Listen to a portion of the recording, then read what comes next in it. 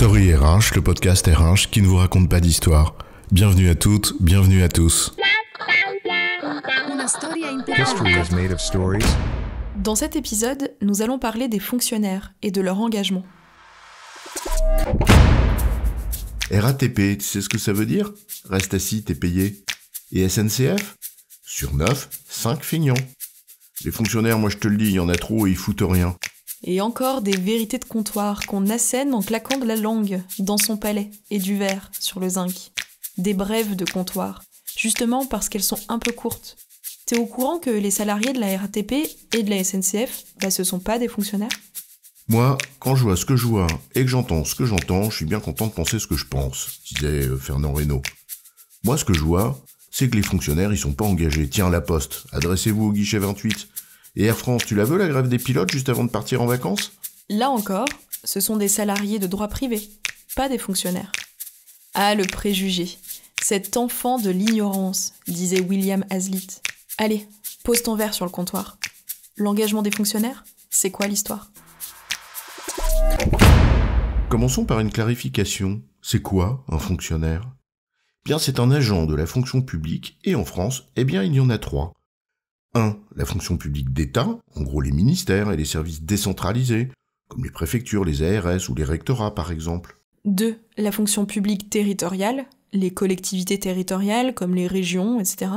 Et les établissements publics qui vont avec. Et enfin, 3. La fonction publique hospitalière. Et tout ça, en 2022, ça représente en gros entre 5 et 6 millions d'agents, soit un emploi sur 5 en France. Après, il y a les entreprises publiques, bien sûr, mais ce ne sont pas des fonctionnaires, comme les militaires par exemple, qui sont des agents de l'État, mais qui ne sont pas non plus des fonctionnaires, ils ont leur propre statut. Bref, ça c'était juste pour la précision, mais ce n'est pas l'objet ici. Ni de se demander s'ils sont trop nombreux ou pas. Ça c'est une question politique. On va pas s'attarder non plus sur ce que l'administration française est aussi capable de produire comme incohérence ou comme folie, broyant autant ceux du dehors que ceux du dedans, quand les dits services deviennent parfois sévices. On va plutôt s'attarder sur cette grande tradition française, à la manière de Courteline avec sa satire « Messieurs les ronds de cuir », le fonctionnaire bashing. Bon, j'imagine que le mot ne plaît pas à l'éducation nationale et ses référentiels bondissants, mais ils nous pardonneront ce barbarisme. Ou pas. Les images d'Épinal, le fonctionnaire tire au flanc, planqué du bureau, qui ne baille pas aux corneilles l'après-midi, parce que sinon il aurait rien d'autre à faire le matin. Bref, une longue tradition. Les fonctionnaires sont les meilleurs maris. Quand ils rentrent le soir à la maison, ils ne sont pas fatigués et ont déjà lu le journal, disait Georges Clemenceau. C'est un peu facile tout ça. À nos yeux, ça appelle plusieurs remarques. La première, c'est qu'avant de les affubler de tous les maux, on peut d'abord se demander si les fonctionnaires ont les moyens de fonctionner. J'en connais plein qui baisseraient les bras avant eux s'ils étaient à leur place. La deuxième, histoire de remettre à l'heure les pendules, qu'ils seraient supposés scruter à la seconde pour ne pas en bosser une de plus, c'est que des tirs au flanc, il y en a là, comme ailleurs. Sauf que pour les fonctionnaires, on ne repère que ça. Celui qui ne fait pas son boulot, qui accapare le courroux de l'usager. On ne voit pas ses collègues à côté qui s'investissent sans compter pour compenser. Mais t'as déjà vu le siège d'un grand groupe ? Tu es bien sûr que dans les grands états-majors, ça bosse tant que ça ? On tire au flanc aussi, mais autrement. On s'invente des pseudo-activités, on gesticule de réunion en réunion, on est affairé, tu comprends. Et ça papote de café en déjeuner qui s'éternise. C'est pas un peu caricatural là aussi ? On dirait ceux qui bossent dans un établissement, une usine ou une filiale, qui affublent le siège parisien de tous les maux. Tu crois pas que ça bulle ici, là et ailleurs ? Là où il y a de l'homme, il y a de l'hommerie, écrivait François de Sales. Et dans n'importe quel système, il y aura toujours celles et ceux qui s'investissent, et celles et ceux qui scrutent la moindre règle du système pour en tirer profit personnel. Vraisemblablement dans les mêmes proportions chez tous les êtres humains. Après, certains systèmes, par les règles qu'ils posent, favorisent plus ou moins certains types de comportements.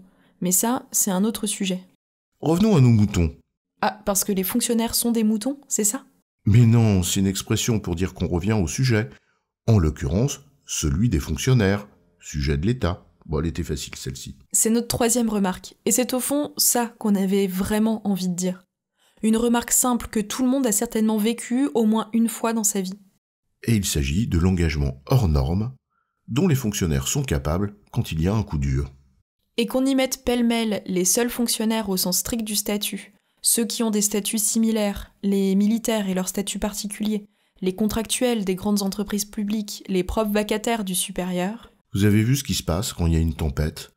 Ou même des retraités qui reviennent travailler dans des conditions périlleuses pour établir le courant. On reparle du sacrifice du personnel de soins pendant la crise de la Covid. Ah, on admirait leur courage au point de les applaudir du haut des balcons, comme au théâtre. Mais combien d'entre nous auraient fait la moitié de ce qu'ils ont fait? Et quand il n'y a pas de crise frappante comme celle-ci, mais juste les contraintes du réel, et Dieu sait qu'elles peuvent être pesantes, on en parle de l'engagement de celles et ceux qui enseignent, qui soignent, qui nous défendent, celles et ceux qui, dans l'ombre, donnent tout ce qu'ils peuvent, parfois trop. On en parle d'un militaire qui donne sa vie pour sauver un otage, d'une infirmière qui a tenu une main quand la famille n'était pas là, d'un enseignant qui donne à ses élèves bien au-delà de ce qu'on lui demande. Ces gens-là, portés par quelque chose de plus grand qu'eux, il y en a beaucoup plus qu'on ne le croit. Le sens du service public, c'est quelque chose, et c'est pas celui de l'obéissance du rond de cuir de Courteline. C'est celui des gens qui œuvrent pour le bien commun. Et quand on hurle à la crise des vocations, ce n'est pas à ceux-là qu'il faut jeter la pierre au visage, mais à celles et ceux qui ont tiré une ficelle au point de la faire craquer. Alors du fonctionnaire au contractuel, du militaire au prof de village, de celui qui élève à celle qui défend, de celle qui protège à celui qui soigne, il y a des femmes et des hommes. Au lieu de les bâcher, on leur dit merci. Parce que ceux qui méritent qu'on les remercie sont bien plus nombreux que les tirs au flanc. Pour ceux qui tirent au flanc, là comme ailleurs, pour ceux qui se servent avant de servir, pour celles qui prennent avant d'entreprendre, on dit « oui, c'est pas normal », à condition de ne pas jeter avec eux toute l'eau du bain.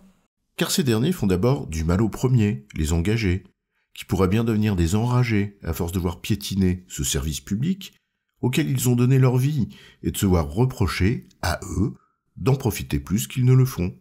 La double peine, en somme.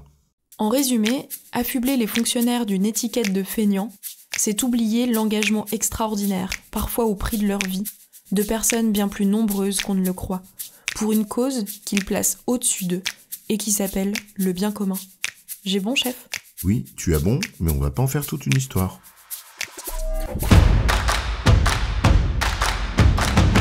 Story RH, le podcast RH qui ne vous raconte pas d'histoire. Retrouvez tous les épisodes sur storyrh.fr.